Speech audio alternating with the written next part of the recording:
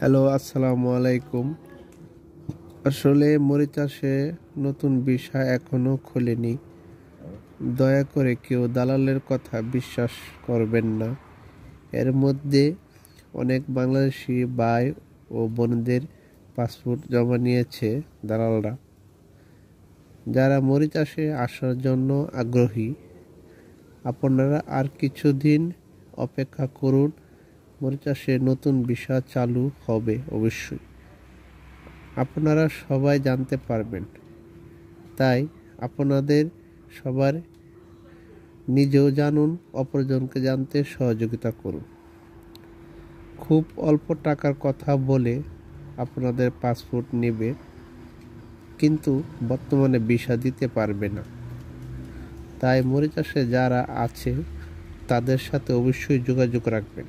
যখন ভিসা খুলবে অবশ্যই আপনাদের সবাইকে জানানো হবে। বাংলাদেশে ভাই ও বোনেদের জন্য এই ভিডিওটা করলাম। আমরা সবাই আশা করছি ডিসেম্বরের মধ্যে হয়তো মরিচ চাষে ভিসা খুলে দিবে। বর্তমানে মরিচ চাষে অনেক শ্রমিক প্রয়োজন, তাই আপনাদের সবাই আসতে পারবেন।